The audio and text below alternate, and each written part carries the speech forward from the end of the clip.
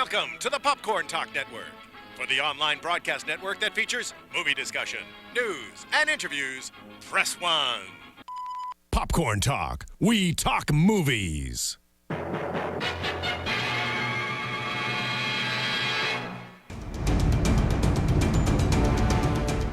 From the Popcorn Talk Network, the online broadcast network for movie talk, and the schmoes know, this is Marvel Movie News, bringing you the most up-to-date discussion and commentary within the Marvel Universe. By the hoary hosts of Hoggith! What, were you expecting someone else? Welcome to the Marvel Movie News. This is our 28th show of the year, 44th in all. Oh my god, we're almost at a year. We are the Marvel Movie News, coming to you live from the Danger Zone, where we tell you all the news from the studios and why you should be as excited as we are. You can head over to iTunes and subscribe to us over there. Find us through the Popcorn Talk Network or search Marvel Movie News. You can also find us on YouTube over at Popcorn Talk Network /Marvel Movie News. Follow us on Twitter at Marvel News PTN, and head on over to Facebook. Like us over there at Marvel Movie News. Though I swear to God, it still comes up as Marvel News for Marvel fans, but I don't know what's up with Facebook. Anyways, also if you guys tweet a link to our show, our wonderful Phil bot over in the booth will retweet that for you. And yeah, hey, I'm Meredith, your host today. I am not the Matt Key. Were you expecting that? I know. He's actually out on some top secret mission sent off by Samuel L. Jackson. And Coy, I think his body double took over, so we don't really know what's up with him. But I'm joined by two amazing guests this week. Return guests, no less. We have Erika and Hector from Geek Sundry. Oh, we get an applause. Oh. That was terrifying, Meredith, when you jumped up like that. That was so scary. I know, right? I was excited. I really wanted a cloak, and I couldn't find my cloak, so I just figured I'd scream and scare everyone. You don't have like a Doctor Strange cloak? No, that's all Matt. He's the... That's true. Yeah, Matt's the Doctor Strange You're the go-to. cosplayer, though. I am You're the cosplayer. right? Yeah, but he's got the best costume. But he is Doctor Strange. He is. Yeah. He is. But yeah, thank you guys so much for coming out and hanging out with me today, because really, I did get abandoned, but the guys had good reasons. They just ditched Yeah. you, man. Like, I'd never ditch you, Meredith. thank you, I know. It depends on what else was happening. I might ditch you. That's a very LA response But of you. thanks so much for Yeah. having me. I appreciate honesty. Yeah. This is cool. Yeah, no, it's always great because, I mean, you know, Erika, you're a huge fan of the Marvel shows, and I am. Yeah. Oh my God, Marvel makes such good TV. don't they? And their films are pretty all right. They're okay. The movies are real good. I like I them know, a lot. I love them. Well, and Hector, any chance we get to talk comics, it's Yeah. a special day. That's right. So what have you guys been doing? Where can people find you? What's going on with you guys at this moment? So I can be seen on Wednesdays and Fridays on Geek and Sundry's Twitch stream. That's twitch.tv/Geek and Sundry. I also have just started my own Twitch stream where I play all sorts of fun games and chat with everybody. And that's twitch.tv/Erika Ishi. Ooh. You can also find me on the Twitters at Samurai Erika. Oh, very well said. We have a show together. We do. We do a show Wednesday nights, 7 p.m. Pacific Standard Time, on twitch.tv/Geek and Sundry, the concession stand where we just talk about movies. High five. Yeah. It's awesome. Yeah, it was Most good. of the time we cover Marvel stuff. Why would you not, actually? It'll be fun. But yeah, we could And then also we have a show on Friday where we role play Hero Clicks. What? Yeah. Last week we did what was it? Fantastic Four. Yeah, we did Fantastic that's Four unfortunate. in what was the story that they were from though? Oh God, all over the place, all different kinds of things. It's awesome. Hero Clicks is like a super nerdy, fun little miniatures game. Yeah. And because a terrible Fantastic Four movie had come out in theaters, we were like, let's play games with like good versions of the characters from the comics that we love. So we had like the Future Foundation. I was the Inhumans. You were the Inhumans. You were Black Bolt, Medusa, and Lockjaw. Oh, you were all the good ones. teleporting It was really good. Little teams fighting each other, and then we played against Doctor Doom and the Mole Man, and he had a mole monster. Holy But it was like not a regular Doctor Doom. Doom. It was a zombie. Yeah, it was a zombie Doctor Doom. So it still was better way than OP. movie Doctor Doom. Way better. Like, yeah, our explanation of our powers at the beginning of the game was better than the movie that had come out. Right, much richer exposition. That's right. So that's every Friday, 4 p.m. It's called Group Hug. Tune in for that. And I also have a YouTube show called Superhero News. Yeah. Shout out to those guys right there. Boom, boom. It's a good News. show. We actually source from it a lot of times for our show. So yeah. That's awesome. Yeah, so find that on YouTube, just youtube.com/superhero news. That's so, awesome. Well, that's cool. Well, thanks, guys. And I know we have to get into Fantastic Four, and I promise everyone we will do that. Yeah. Do we have to do it? It already came and went. I know, right? Can we just ignore it? I mean, sorry, we're trying to figure out this tablet so we can look at the chat. Oh yeah, because we're back on the live stream. Yeah, we are live on the stream, but we don't know how to turn this on between the two of us. Yeah, and it's Marissa's tablet. Thank you so much for lending it to us. But it's not an iTablet, so I don't know how it works. So it's for smart people. It so is we're sitting here really trying to figure it out. Here, let me see real quick. It's not that important. No, it's fine. We do love you live chat, but we'll be back. Maybe Adam's in there talking to people. I don't know. Nice. Well, anyways, we're just going to get to the news. Sorry, chatters. Aw, we do love you and thank you. But yeah, so we're going to head over to Marvel Studios first because there's been some really good news coming out this week, if you haven't noticed. That's why you're here. We're going to tell you all about it. We're going to start off with Civil War. What's that? Captain America Civil War? I cannot wait. Yeah. All right, let's do it. Okay, all right. So it looks like we're going to see some crossbones action. The last time we saw Barack Rumlow, he was being carted off in a stretcher at the end of Captain America, the Winter Soldier, and it looked like he had just gone to a barbecue where he was the one being cooked. Oh! Comic fans will know Rumlow, though, by his villainous alter ego, Crossbones. And while the Hydra agent is back, he does have a bone to pick with a couple certain Avengers. I know. A bone to pick. Yeah. He will be sporting his iconic mask. We know this for sure. Actor Frank Grillo actually even told the guys over at Slash Films that mask isn't all we're going to see. He says, the scars are not healed. The scars are terribly bad, but the helmet comes off and you do get to see that. Good. Which I'm pretty excited. Now, you've read the Civil War comics, correct? A lot of them, yes. The main series for sure. And then there's like an infinity amount of tie-ins, which I haven't got to all of them yet, but I have read a good amount.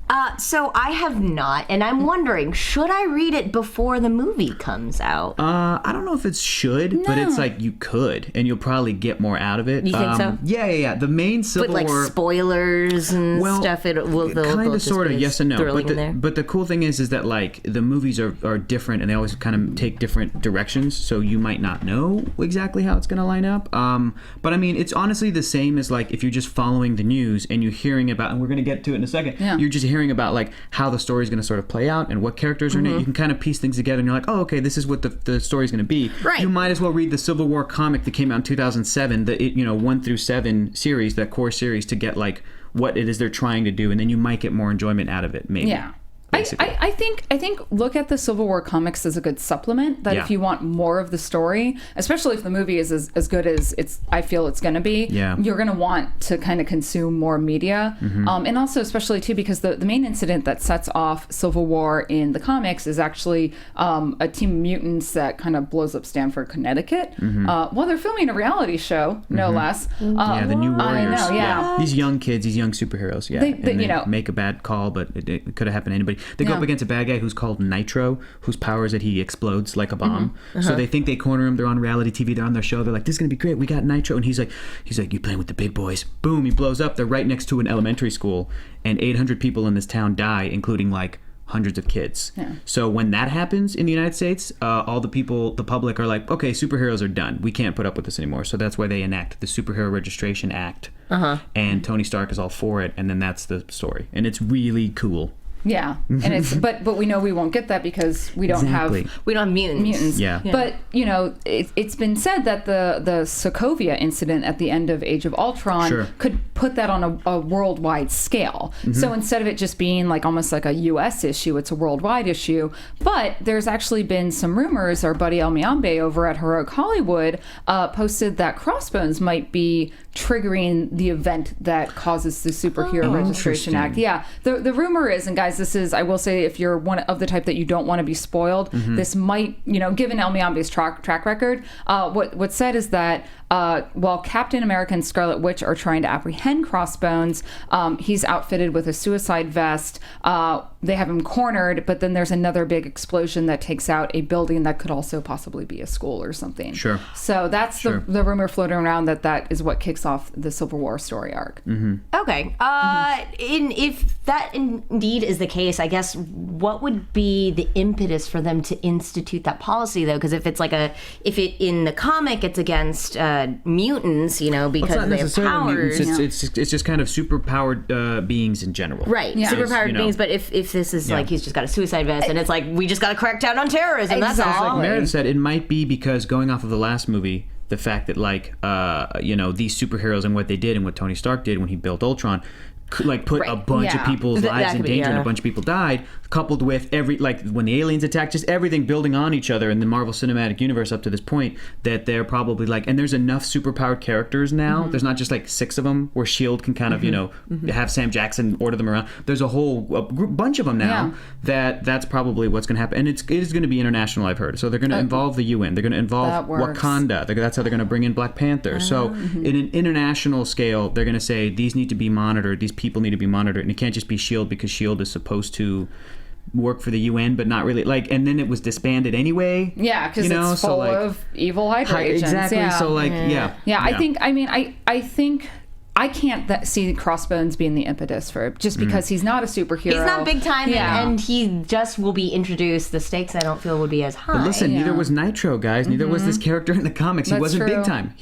And it wasn't the character. Nobody cared about the character. It's the fact that kids died. Yeah. That the fact that superheroes were there and they didn't prevent this from happening. So, and it even makes it a bigger deal that it's going to be Captain America was there and he couldn't prevent this step. So, I'm sure that the world is going to be like, "What's up, Cap? Yeah. You dropped the ball on this one, bro. We need to register everybody." And it makes more sense for the world to turn on Captain America, given that he's such a, he stands for America, and it's not a world thing. So that's true. It's a really good way to bring in. Yeah. Oh, did you get him? Nope. We have a fly studio in the problem today. It's we have a problem in the studio. Fly studio. If only we had Toad here. He would fix everything. Or Chris Pratt from Jurassic World could just catch it. But and then also there's it looks like we're starting to see how the Civil War is going to shake out in terms of sides. Sides. Yeah. Oh yeah. They were listing off who's on whose side. Yeah, we've got so again, spoiler alert. Thank God we don't have the weird spoiler alert sound anymore. But for Cap's team, again, this is coming from Heroic Hollywood. We're going to see Hawkeye, Falcon, Scarlet Witch, Ant-Man, and the Winter Soldier. And then over on Team Iron Man, we have the Vision, Spidey, Black Widow, and War Machine. So, and they hinted that one person could be a double agent. Yes, which knowing nothing about it, I imagine it would be Black Widow. And that's because she's closer with Cap, and she's on Tony Stark's side. And well, she started closer to Tony. I mean, she was introduced in Iron Man 2, right? And so she knows Stark on that side of it. But it's probably going to be Black Widow as a double agent. List Captain America's team again. Oh, it's Hawkeye, Falcon, Scarlet Witch, Ant-Man, Bucky, Winter Soldier. I feel like Cap also has a person on his team that's going to be working for Tony, and I bet you it's Scarlet Witch. Yeah. Which seems like it's not the case because Scarlet Witch and her brother Quicksilver were affected by Stark's weapons, they said, in Avengers Age of Ultron, and that's why they wanted to take down Stark in a way. But I feel like the distance from that movie to this movie, where she's on now the Avengers team, I don't know, maybe gets to know Stark a little bit better. I don't know. Even though it's led by Cap, I just feel like she might also, there might also be a double agent. Again, going from the comics, there were double agents on both sides. On both of these sides, you had Tigra and different things. So I would ideally like to see either Falcon or War Machine be that double agent, just because we always associate them as being the sidekicks. Yeah. Okay, I get that. Sure. War Machine being on Tony's side turns against him, or Falcon turning against Cap.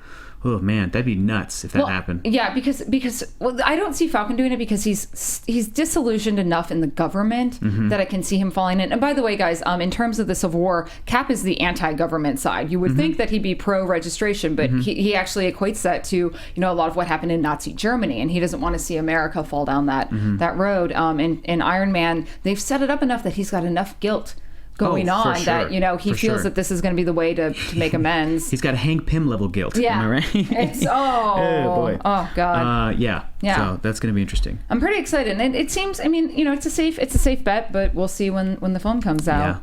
Yeah. And then also Spider-Man. Yeah.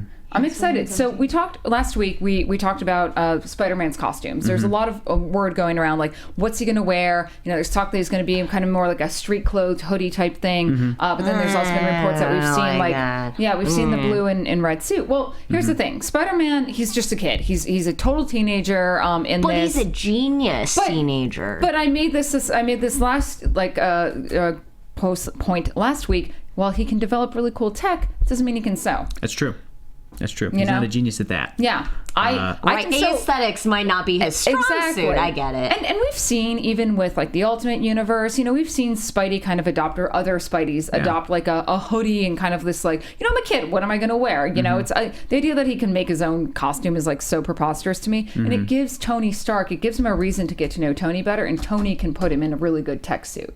Hopefully not Iron Spider though. I don't want that right away. No, that's probably not going to. Well, you know what I bet might happen is, like, if you remember the first Iron Man movie, when Iron Man's going through his suits and he's designing the Mark III, and then like he's like coloring it, and he colors it hot rod red, but then also the gold of the satellite or whatever that's like anti-freezing satellite. There's, for one quick second, the suit goes all gold, and then it goes like white and silver. So we see classic iterations of the Iron Man suit just in color, really quick as a little homage, and then it's like the final suit. I bet you when he's like pulling up designs to give Peter Parker the Spider-Man costume, we'll see Iron Spider, and he'll be like, "That's to me," or something like that, like just a little moment. But then he'll give him the red and blue, and then I think that it makes perfect sense for Peter Parker to have like a crappy thing, even in his first appearance in Amazing Fantasy 15 back in 1962, when he went and entered that wrestling contest. And he just like a luchador sort of. He just had like a white T-shirt and like he just like webbed a mask and then fought Crusher Hogan like that, and then won $3,000 or whatever. So in every iteration of Spider-Man, there's always, in the first Raimi movie, the human spider.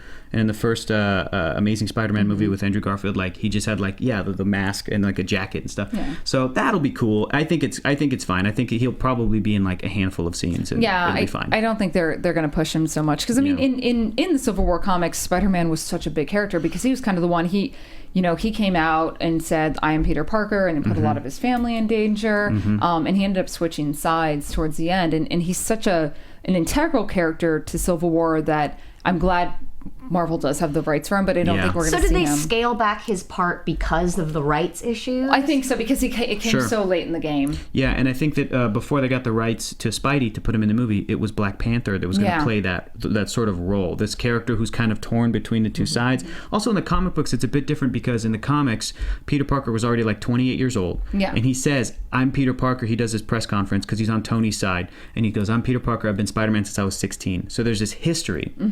So he represents the reader and the everyman who kind of like, is like just weighing out every option. In the movie, though, I feel like they're going to play Peter as much younger because he's 16. This is the first time that he's really Spider-Man, and so he's not going to have that same weight of like being the focal point, like the audience's focal point. Like he's not going to do that. He's going to be Peter Parker. He's not necessarily, we're not going to see the movie through his eyes. And then Black Panther, T'Challa, might be the sort of voice of reason that's kind of talking to both of them. For this one, I feel like he's just kind of a cameo, just kind of like throwing a bone to the fans, because we've been waiting a long time for him to show up in the MCU, and this is it. So I feel like they're going to have a bunch of cool stuff with the suit. We're going to have the aha moment of seeing the suit, and not a whole lot of integral plot moments. Yeah, we might not even get the suit until a stinger, something at post credits. Could be. Rumor is that he's going to be involved in a big action sequence. Yeah. And there's this great moment in the comic book where Spidey is on Cap's side, and a character who Marvel doesn't have the rights to, but was on Tony Stark's side, is Reed Richards, Mr. Fantastic. And Spider-Man and Reed Richards are fighting, and as they're fighting, and Reed's not a fighter, he's a scientist,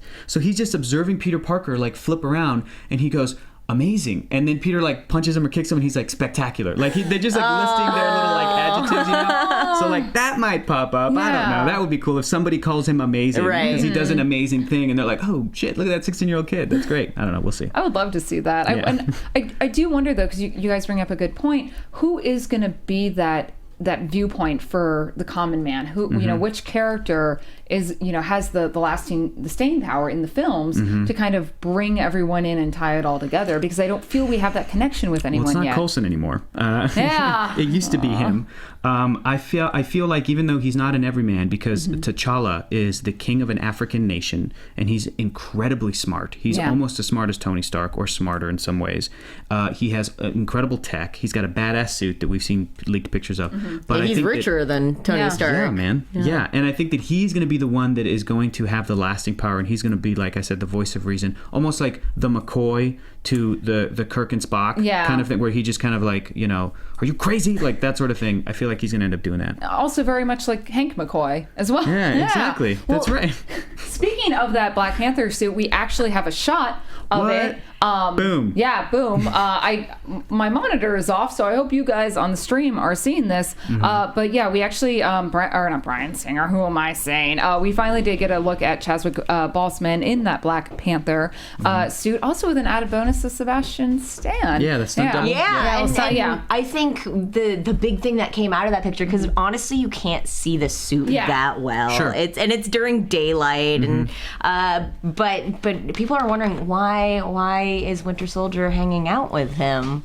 What's going on there? Because there it is. Because Black Panther, I feel like if he were to side with either of the two, he would probably side more with Steve, or maybe help him in some way, or maybe, you know, because he is there's a great moment where when this whole thing is starting up.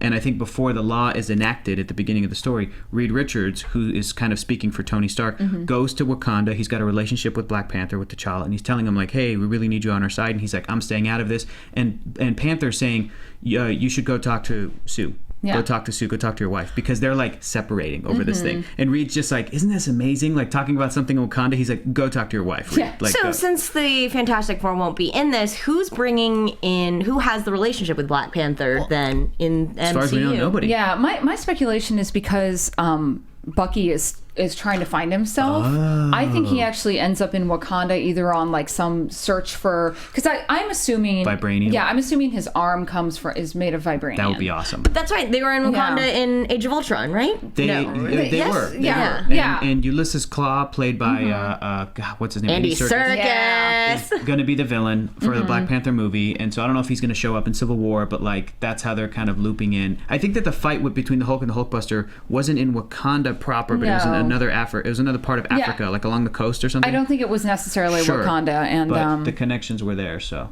and there we go. And yeah, so I think what we're seeing is maybe Bucky kind of, well, I guess it's their stunt doubles. I actually don't think that's Chadwick in that suit. I think we're seeing a scene that we're building up, because we're going to have to get some explanation as to what Bucky's been up to, and I think it's actually going to tie him with T'Challa, and I think we're going to see a lot of them in Wakanda, and then kind of being forced into this fight. I love that Bucky's in this story because he's not in the comic book, so the fact that he's the sort of like variable element, I'm super excited. Where they left off with his storyline in Winter Soldier. I was about to say they left it very open-ended in Winter Soldier, and I'm not sure if in the comics, I assume he has a story where he's more featured, and but in Civil War, would they be able to cram that in there? Because there's a lot going on. We've heard from the people making the movie that we're going to be surprised at the role that he plays. He might have a very pivotal role, and I've got theories, but they involve the ending, and I'm not going to say what I think might happen, but I am very excited. Well,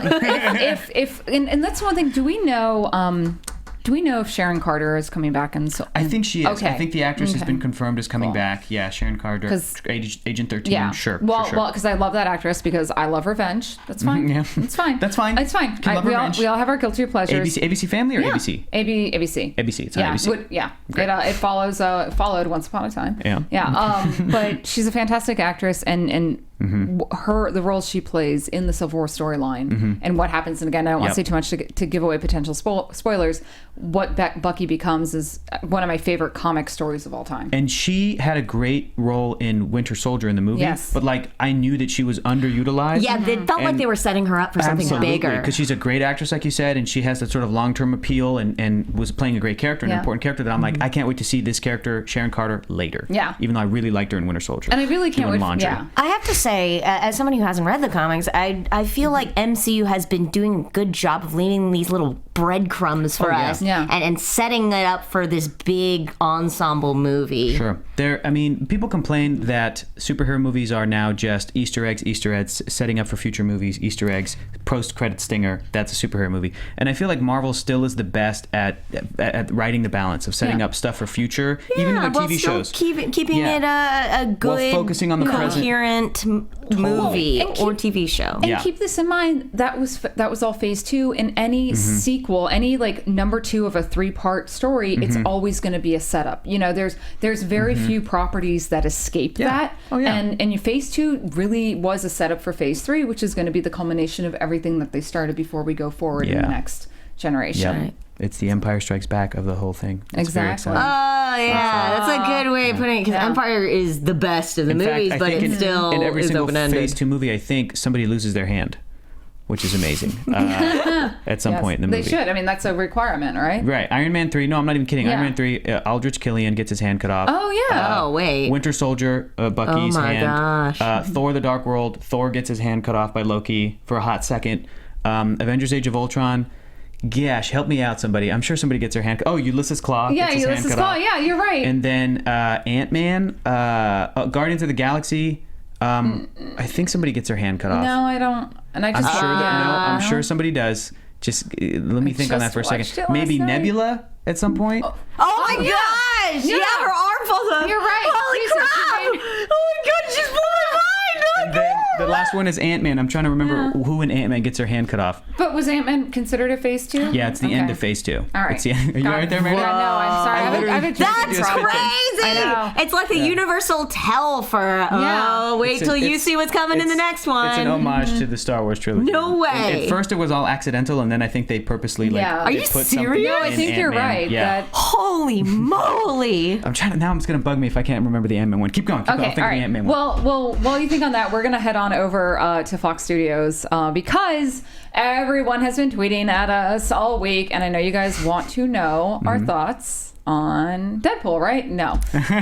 We'll get to Deadpool soon, I promise. Oh man, can we talk about Deadpool though? We looks will. so good. We will be talking. I actually, because you guys haven't been on in a while, we will talk about your thoughts on Deadpool. But and I don't want to spend too much time because I know the fans and the guys want to talk about Fantastic Four. But overall thoughts? You saw it, right? You saw it. I saw part of it. Yeah. You walked out? I saw part of it. You saw part of it? How did you see part of it? It's a movie in theaters. Did you see like a illegally downloaded version? No, I would never do something like that. And it would never, if I did, I would never talk about that on air. Sure. Ever. So I value the craftsmanship and hard work of hundreds and hundreds of people that go into it. And you wouldn't want to punish movie executives for making bad decisions. No. I totally would never encourage you to go buy a ticket for, say, Mission Impossible and then go walk into Fantastic Four. I would never say do that, you know? Oh my gosh. Yeah. My thoughts are I was incredibly bummed out and sad. And I feel like it's a movie that's really easy to pick apart. It's like Pixels. It's like that video that dude made of Pixels where he's just like it's easy to trash it. It's easy to trash, but like it's the popular thing to do. It's so hot right now. I'm not happy to be trashing it. No. I'm not. I'm super bummed. I wanted to know more about Fantastic Four. Honestly, you and Zach on our show have just talked it up so much, and you talked up Doom as being this amazing, well-rounded villain because let's be honest, not all the villains in the Marvel Cinematic Universe are that strong, but I hear Doom was supposed to be it, and it's disappointing because they've just been so underserved, the Fantastic Four, and all of the movies that have come out about them. And I just watched the 2005 Fantastic Four, like rewatched it last night. Did you like it better now? I think I did, which is the saddest thing ever, but like that movie still feels like Fox trying to make a cheesy movie for kids. Like they don't know what the Fantastic Four could be, and it feels like they were trying to replicate Spider-Man from 2002, like that Raimi feeling, but without treating them with any respect or dignity. But I could still feel in that movie enough creative people slipping in good little pieces of the Fantastic Four, like Willie Lumpkin played by Stan Lee. I'm like, that's the most amazing, that's his best cameo, but it's still in a movie that is flat. So like, I'm very, very disappointed. You know, I said this over on Kim Horcher's Nerd Alert, is that they already made the best Fantastic Four movie, and it's called The Impossibles. Incredibles. We're huge Brad Bird fans. We said that last night. We said it last night on the concession stand. My brain isn't with me. At least we have we will always have the Incredibles. Well, and I was talking with Matt before the show today, and he even said it felt like 4 different movies in one. Yeah. It started to have a Spielberg feel, and then an Abrams feel, and then he's like, it suddenly, kind of went down to like The Fly, as we try to catch them, and it's like here are my gripes. For a movie that tried to be heady with its science, they did a really terrible job of trying to explain the science of their superpowers, of how they got there. Like many movies, you can just give me one good line, one line to explain it all away, and I'm satisfied. But they try to use a lot of big words and a lot of like, hey, we know this technical know-how, but we're not going to actually ever go into how they got their superpowers. Like the whole scene where like, okay, for whatever reason, there's the explosion in the negative zone, and I get that's how Reed and Ben get their powers, and Doom. But what Johnny. about Sue? She just happened to be on the other side of things. I'm on a computer. Yeah, I'm on a computer, but now suddenly I can go invisible. That was the best analogy. Was it you that had it? It was like Freakazoid. Oh yeah, no, that was. I think it was Zach that said that. Yeah. But like Freakazoid was cruising through cyberspace. That was a much better way to get superpowers than Susan Storm. Just like, I'm trying to help you guys. Oh, I got hit. I also have powers. In 2015, in an age where you know that a movie's going to get picked apart if it is not a feminist, good portrayal of a female character, and they still let that happen, I'm like, just make the pod have room for 5 people. Yeah. It doesn't have to be 4 people, and Dr. Doom has to be one of them, and they're like scrambling. Well, how does Susan get her powers? Oh, she's sitting in a chair. Or I'm sorry, she could have gone in to try to save them. That's what I'm saying. That's what my friend said. It's like she could have gone in to try to save them, and then it's like they're phasing back and forth. She turns invisible and whatever. Like it's dumb. I mean, I obviously am pro strong women in movies, but I don't feel every good movie has to pass the Bucknell test. Sure. But this was just, what was the point of even having her? Right. Yeah. Because she's in the comic. Yeah, the Bechdel test is not a good, surefire way to see whether or not a movie is sexist or not, but, it's nice. It just shows the pattern. The problem is she's such an incredible character in the comics. In fact, I can't stand Reed. I absolutely hate Reed. He's such him and Hank Pym need to just kind of go off into an island of like. Whoa! Don't group them together with Hank Pym. Listen, guy's made some mistakes, but he's no Hank Pym. Okay, that's true. But Sue is so fantastic, and she was not at all in this film. I felt she was so looked over. And then what was the scene? Okay, so the whole setup, like the 15-20 minutes of them trying to like give us the backstory on these characters. I felt like Johnny Storm was in Need for Speed with the whole like he pulls up in his like beat up old Toyota and you're like hey, you want to race? I'm like, what is this? This is like absolutely terrible. And okay, I'm glad we got Victor Von Doom as a name. Like they conceded, they gave us instead that of Van Damme. Yeah, but he was Victor Von Doom in an old crappy Tim Story movies, like played by Nip Tuck. Such a bummer. We're never. It's gonna unless the characters go to Marvel Studios. I don't think we're gonna get a good Fantastic Four movie or depiction of the characters. Well, and then bummer. What do you think about that? So there's a lot of fans now clamoring online, and there's a petition. And I'm sorry, 16,000 signatures on an online petition is not gonna. Here, Fox, let me just give away money. They still made $26 million on opening weekend. Sure. I mean, that still puts it. They're gonna take a hit of $60 million. That's true. They're gonna take a hit on the movie, and so like they mentioned, they talked about the future. Fox has come out and said that while they're disappointed that like. They're excited for these characters and they're thinking of other ways maybe to bring up the characters again, which to me is terrifying because I'm like, if you're not already going full bore on another Fantastic Four sequel or reboot, what are you gonna? You're gonna cram him in an X-Men movie? Yep. Get out of here! Yeah, and they already said last week that they they were going, but now it's parallel universes. Sure, of course. And then I just read before I walked in was that while initially there was going to be another Fantastic Four movie in 2017, they're now looking at that being the Deadpool sequel date. That'd be real so smart. they're thinking like 2022 or something. And I don't know. It would be nice to see them in the MCU just because it seems like there's all these great stories that they're a part of that I'd love to see them in, and interacting with the characters that we already know and love from the MCU. They'd have to recast them and everything. It's like there's that. There's also the aspect of like not only would those 4 characters and Doctor Doom be freed up, but other Fantastic Four characters that 20th Century Fox has the rights to: Silver Surfer, Galactus, the Cloud? Skrulls, the Cloud. Yeah. I mean, like the Negative Zone, Annihilus. I was gonna say Namor, but he's over at Universal somehow. Yeah. But like so many classic. Don't even get me started on that. But so many different like classic. Like I think the Watcher is tied to them, right? Yeah. Classic Marvel characters. Well, and it's like, and that's what's killing me with the Avengers and going forward is that I feel like they're trying to do the Skrull stuff, but with like the Chitauri, and I'm not feeling it. Like I'm not. Sure. I love the Skrulls. They're so. If we want to do a really good like.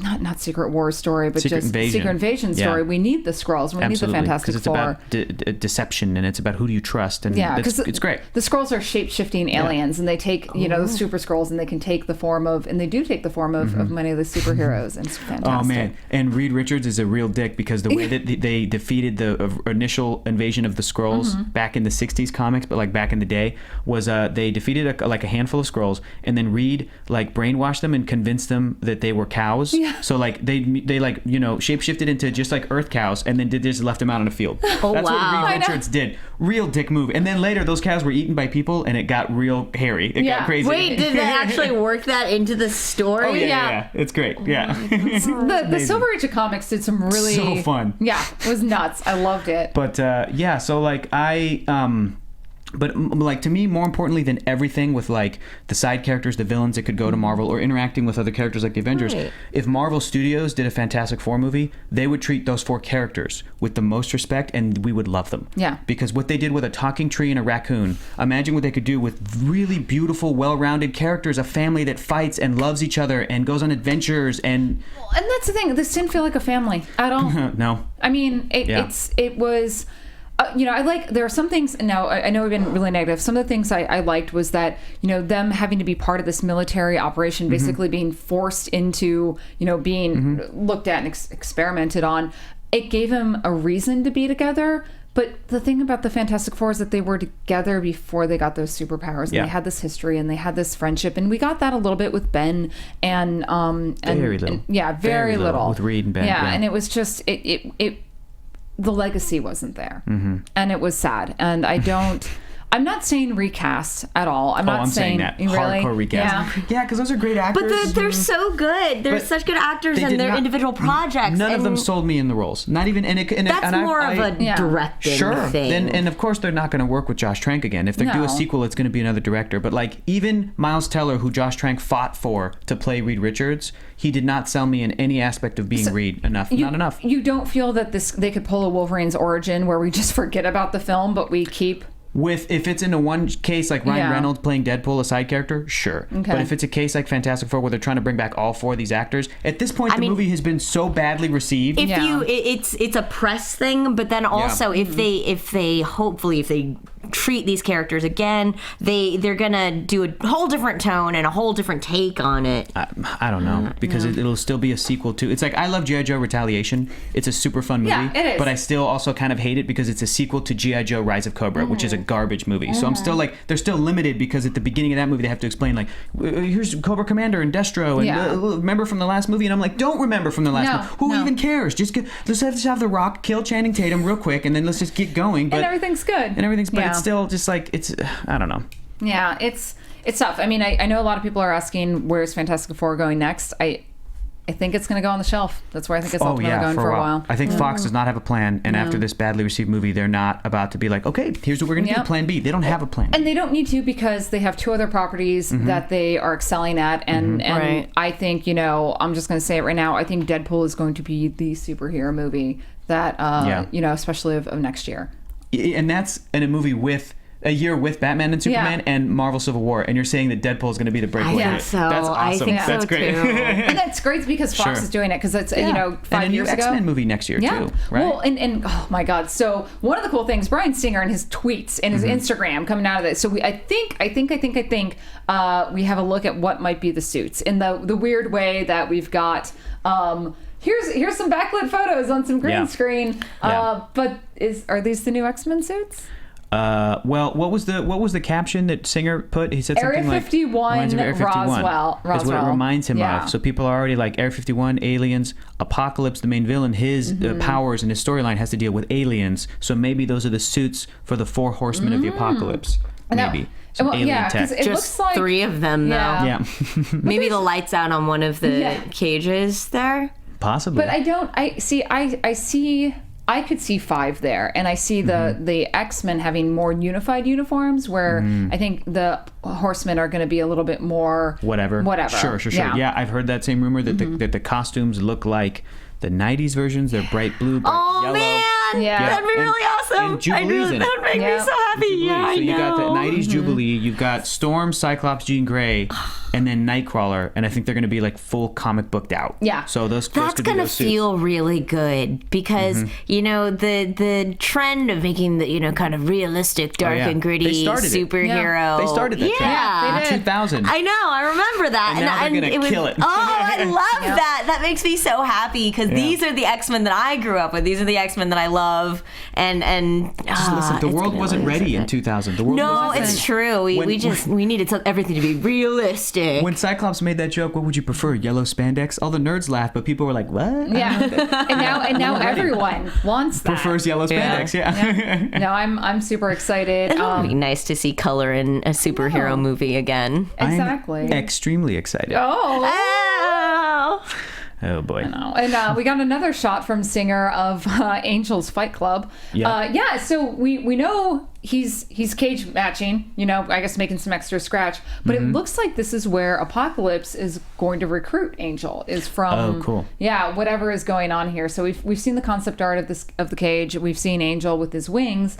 Now I'm kind of curious, in what way is it like an underground mutant fighting, like cockfighting style thing? You just said it out loud. That's what it is. Yeah. It's an underground mutant cockfighting thing. Yeah. I would pay good money to see that. Right? It's it reminds me again of the first X-Men The first movie, X-Men with Wolverine. Fight him! Yeah, who can withstand But minutes? the idea of Apocalypse coming in there to recruit him, does he just bust in and like breaks up this fighting ring? Or is he like this, manager who's gonna be like, I'm gonna recruit you, Angel, for this new thing going on over here. Here's some. I swear to God, those flies are multiplying. I swear to God. It feels like a scene from The Exorcist. I know. Like I'm terrified that somebody's going to come around the corner and throw up on me because there's a million flies in here. This is insane. This is, oh God. So I'm curious to see how that's going to factor in. But I'm excited. It could be Apocalypse. It could be one of his horsemen recruiting. So it could be like Psylocke shows up or Storm or whatever to grab him. I was hoping that the story was going to involve Angel losing his wings and then him going to Apocalypse or finding out that Apocalypse could give him his wings back and be like, yeah, but they're going to be metal now, and then you're Archangel. Like that's what I was hoping because that's how he gets his metal wings in the comic books. Well, and maybe in this match we see his wings torn off, and I mean that'd be awesome. Yeah, that's what horrifying, but it's great. That's one of his best moments in his story. You can still be dark and gritty, but also retain the elements of comic bookness. Totally. I love it. Unlike the Fantastic Four, where they thought they couldn't do either. Yeah. Why did I bring that up again? Sorry. I know. You're a downer. No, that's what you are.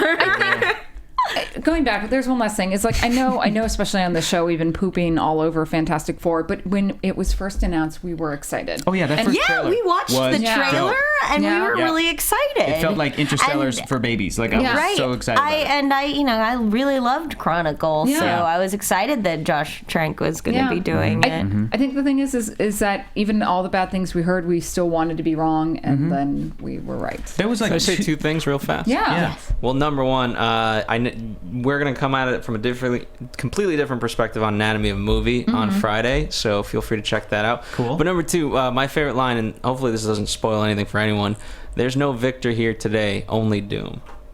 Yeah, that is a good line. Sure. That's a very Doom line. That is actually a very Doom line. But it wasn't earned, but for sure that's the best line. It's just like my favorite moment is when they come back from the accident and it's really horrifying and Reed's stretching to try to get to his friend Ben and Johnny's on fire and Ben's stuck under a pile of rocks and then Reed looks back and he's all stretched out. Love that moment. Yeah. It's terrifying. And I also loved when Doom came back and just started popping dudes' heads with his superpowers. With his weird Phoenix Omega-like power. Yeah, telekinesis or whatever. Yeah, he felt like Akira. It felt like Chronicle. Yeah. I thought it was the most badass thing that a Dr. Doom has done in any movie so far. True. But it still, like, wasn't earned. Yeah. Like, fair enough. Where'd he get that cloak? That's all I'm saying. True. Where did he get that cloak? In that face. Yeah, I know. Ooh, so what do you guys think about Cable showing up in Deadpool? Hell yeah. Yeah? I'm not familiar with Cable. I know he is like a main Meredith, do you want to try to explain Deadpool Cable? Okay. This will be good. villain. Okay. So Cable is the son of Scott Summers, Cyclops, and Madeline Pryor. Who's Madeline Pryor, Madeline Pryor is the clone of Jean Grey created by I do Mr. know Sinister. Comic books are dumb. I love them. I know. It's absolutely great. So yeah, Maddie, Jean's dead. Scott meets Maddie in he runs away to the A state, Alaska. Yeah, he's the out in Alaska. State. Yeah, Alaska, the A state. The A state. That's my favorite thing about Scott Summers is that he brings around a girlfriend who is a clone of Jean Grey. And he doesn't realize it at first. All of his friends are like, dude, Scott, what are you doing right now? He's like, no. What? Shut up. She's This is awesome. I love Madeline. her. She's different. She's different from. She's not Jean. It's Madeline. And then Jean shows back up. She's actually. So he's like, bye, Madeline. Yeah, he completely drops Madeline. She of course becomes a scorned lover. She's pregnant. Yeah, she's pregnant. Becomes a scorned lover. Makes a deal with some demons.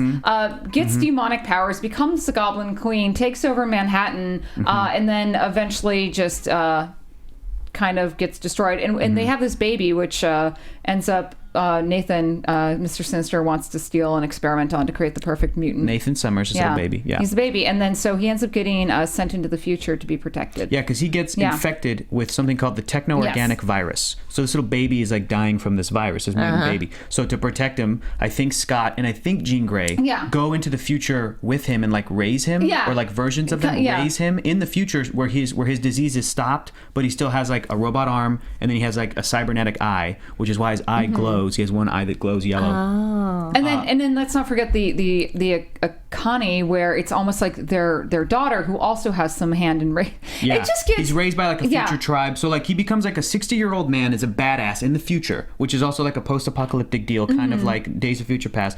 Comes back to present day as a 60-year-old man. He's like, "What's up, Dad?" And his dad's still like 30. Yeah. So that's who Cable it's amazing. is. And he becomes a mercenary. He starts up his own team called the X-Force, which eventually Deadpool shows up in and becomes a part of.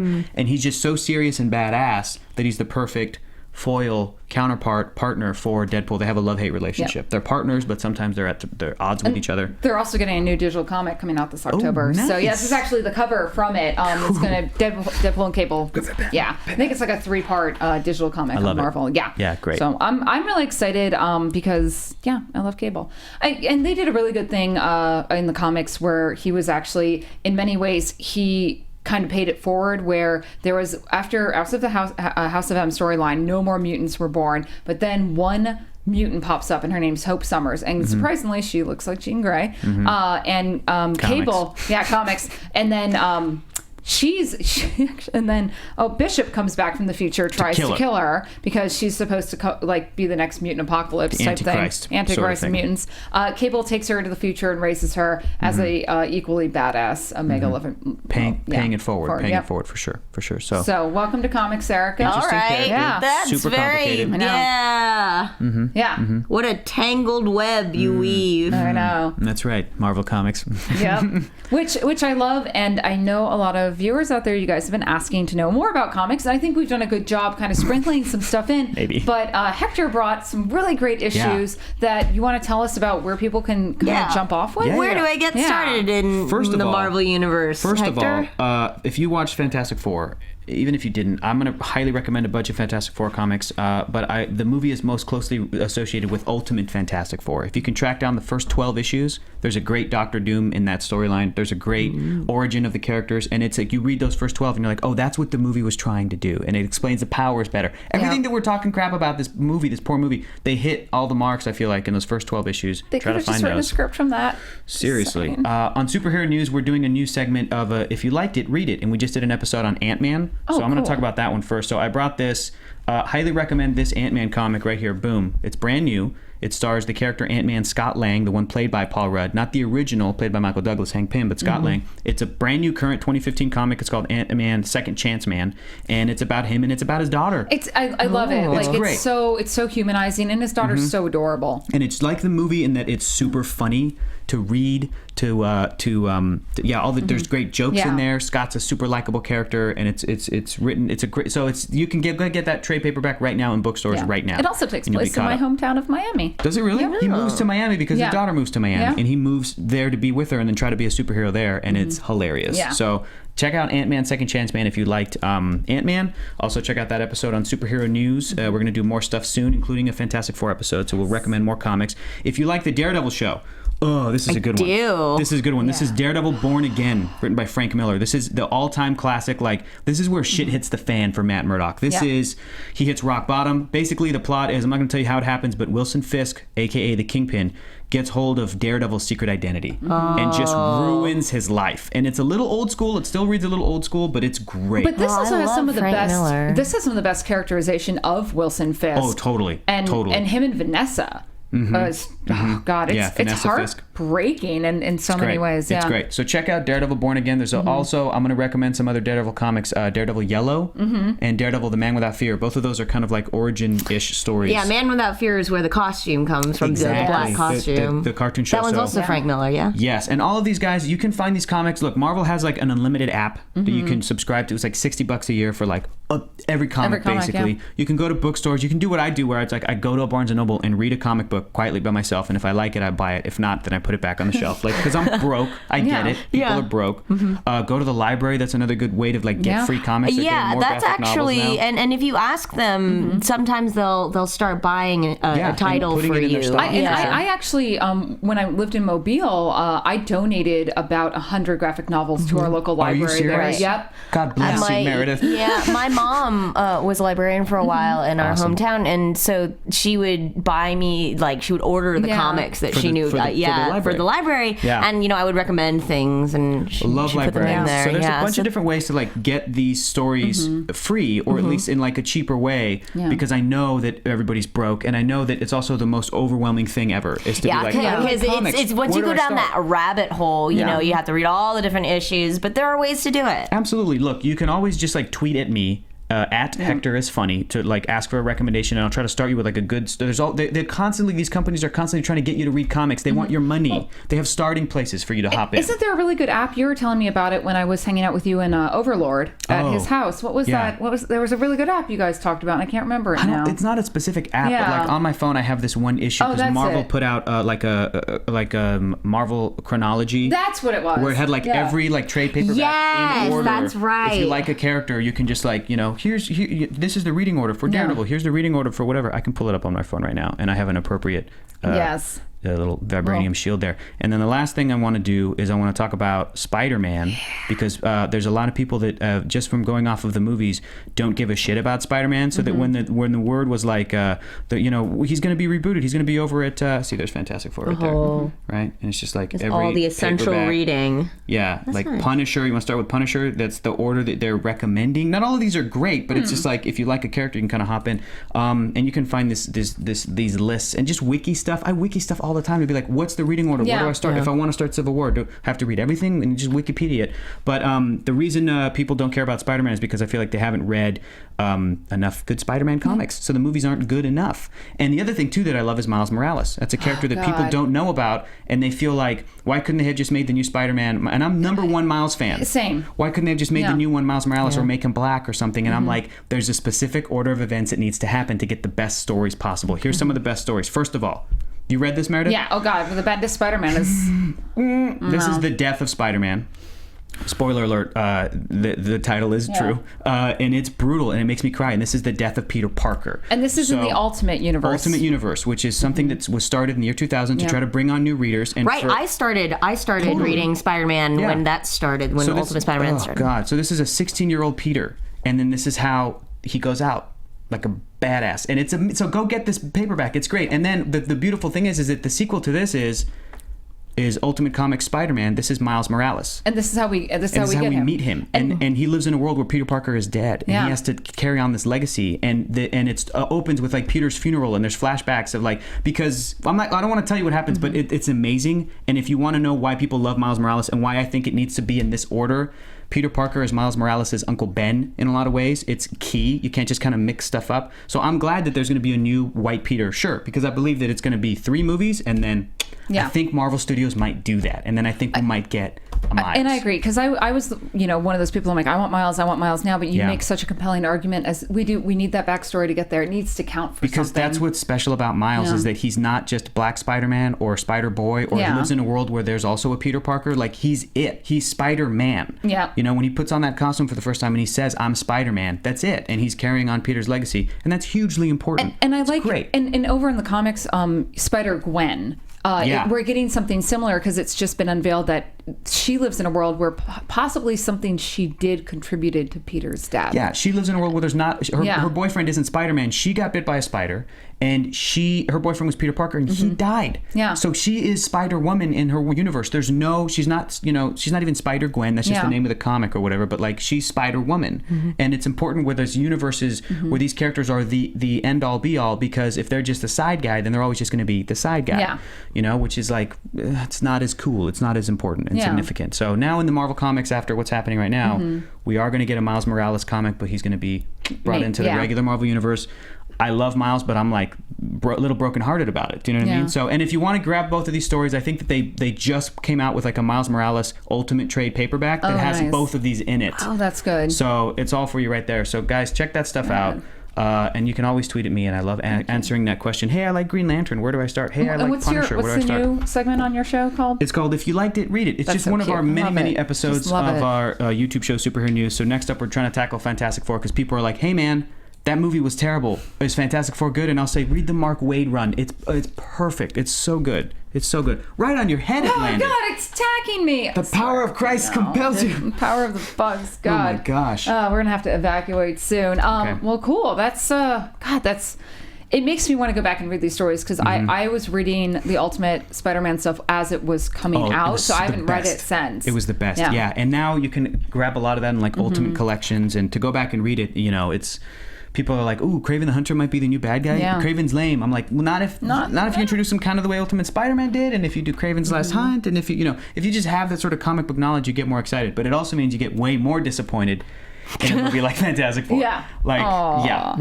Sad face. And then we had one question on Twitter that I want to address real quick. Someone wanted to know if you think they're going to be able to pull in the House of M storyline, but using the Inhumans. What are your thoughts and opinions on that? I love House of M. House of M, in case people don't know, is when the fallout of the character Scarlet Witch, who in the Marvel Comics is a mutant. She's not just like a miracle like in the movies. She's a mutant. She's Magneto's daughter. Right, sister to Quicksilver. She loses it, and she becomes mentally unstable. And so in this process where she's like becoming unhinged, she remakes the world. And she makes Magneto the ruler of it, her father, and he has a ruling house of the House of M. And in this world, every one of the people in her life, all the Avengers and all the X-Men, because she's part of both worlds, get everything they ever wanted. And it's an awesome story, but it's also like really sad because Peter is married to Gwen Stacy and he has a kid.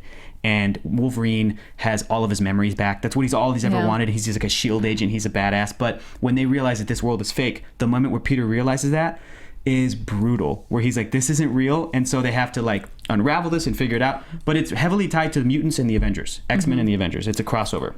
Right, so that means do this in the Marvel Cinematic they can Universe? Never do it. I'm going to say no, and I don't think that they're using the Inhumans to just replace mutant characters, because they're different characters entirely. Yeah, and the Inhumans have their own stories, and it's like, I don't think that Marvel Studios needs Wolverine so bad that they're like, whoa, let's make up a Wolverine. Karnak, he'll be our Wolverine. Like, no, they're not doing that. They have so many incredible stories to tell that don't involve the mutants that I think it's in a way, now that Fox, I feel, is taking the X-Men seriously as a property. I think we're getting the stories we want, and we don't need them tied together. Well, would I love to see an ultimate like Marvel and like Avengers and X-Men crossover? Yeah, I would. I really, really would. Yeah. Do I need it? I've got the books. Exactly. Yeah. Exactly. That's well said, Meredith. Well said. There you go. Well, I try sometimes. I know. All right, guys, we got to wrap up soon, but I do have a couple shout outs. I want to thank Jasper Elwis. To all you Brits out there getting your AL exams, good luck. I hope you all pass. To Carter Zarin, thank you so much. He's been watching from the start, 44 weeks now. Oh my gosh. And Cesar Lozano, you rock. Thank you again for tuning in. Coy will be back next week to give you your iTunes shout outs. And if you guys have anything you want to say to us, if you just want your name read on air, we do that because we're nice. And also, if you have any questions for things, I would definitely hit up these two because Erika is our little comic book reader in training. Yeah, it's been really nice being on this show because I have a storied history with independent comics and with like Vertigo, but I really don't have much of a Marvel base other than Ultimate Spider-Man. And with the two of you, you've recommended a lot of stuff, and I've started buying stuff, and I'm gonna just marathon it. Oh my god! Can I just say I love that you love to learn. That's my favorite quality in a person. Where a person's like, I don't know about that, but like. Sounds cool. That's been my favorite thing with the show is we've been getting tweets every week now where people are like, oh, I never picked up a comic book and now I have thanks to you. And I'm like, that's all I want is to share the love. It makes it all worth it. Yeah. All of this $1 million production, guys. It's totally worth it. With this, with the flies and the green screen, it's amazing. I love it. All right. So thank you guys so much for joining us. Thanks so much for having us. I had a great time. Yeah. Do you guys have any final thoughts before we head out? Just go read more comic books. I'm gonna read Fantastic Four so I find out what it really is about. I'll get you some good stuff. Oh yeah, the good stuff. Awesome. Before we go, I want to say special thanks to our prize sponsor. We have no Wizard World question of the week, but we'll be back. And just remember, we have Wizard World coming up in Chicago, August 20th and the 23rd, and in San Jose, September 4th through the 6th. If you guys want, I will also be in Houston that weekend, September 4th through the 6th, at the amazing Houston Comic Con with Jessica Marizan, one of your co-hosts. And then if you want to come and hang out with me in Hawaii, September 17th through the 20th, I'll be on Honolulu at the amazing Hawaii Comic Con. Wow. And don't forget, guys, please go head on over to iTunes, give us a 5-star rating, and subscribe to us over on YouTube. And we will be back next week. Bye. Bye. From producers Maria Menounos, Kevin Undergaro, Phil Svitek, and the entire Popcorn Talk Network, we would like to thank you for tuning in. For questions or comments, be sure to visit PopcornTalk.com. I'm Sir Richard Wentworth, and this has been a presentation of the Popcorn Talk Network. The views expressed herein are those of the hosts only and do not necessarily reflect the views of the Popcorn Talk Network or its owners or principals.